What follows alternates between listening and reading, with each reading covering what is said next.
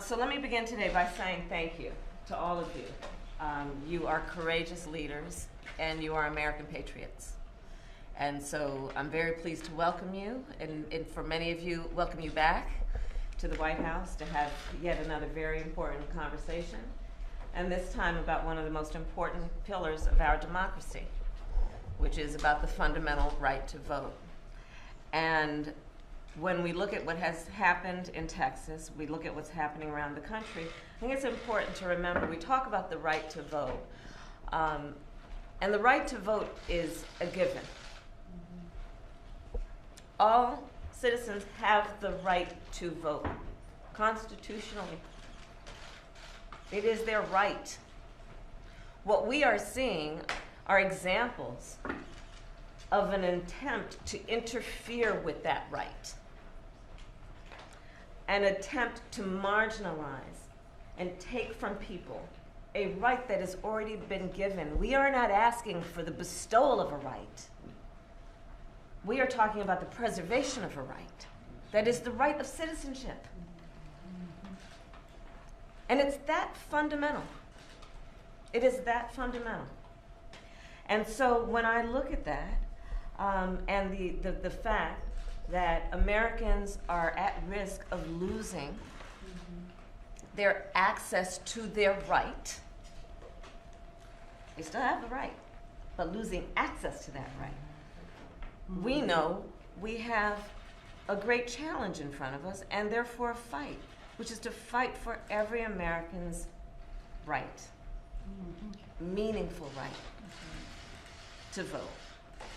And so that's where we are. And of course, since 2013 and the gutting of Shelby, in the Shelby v. Holder case, we have seen exactly what we feared when that case came down in 2013. Because that case was an opening of a door to allow states to do what otherwise we had protected against, which is states putting in place laws that are designed, in many cases quite intentionally, to make it difficult for people to vote. Right. And so this is what we've seen over and over again, and what's happening right now in Texas is, of course, a very clear and current example of that.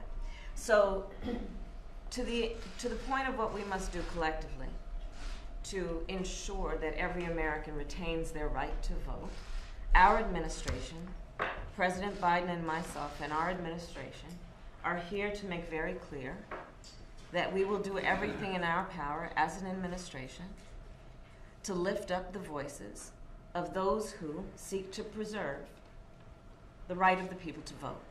We're not telling people how to vote. And frankly, this is not a Democratic or a Republican issue. This is an American issue. This is an American issue. When we look at these attempts to infringe on people's access to voting, we know that it is going to impact people, Americans with disabilities, seniors, students, people of every walk of life. When we look at these laws that are designed to interfere with poll workers, well, let's think about that for a moment.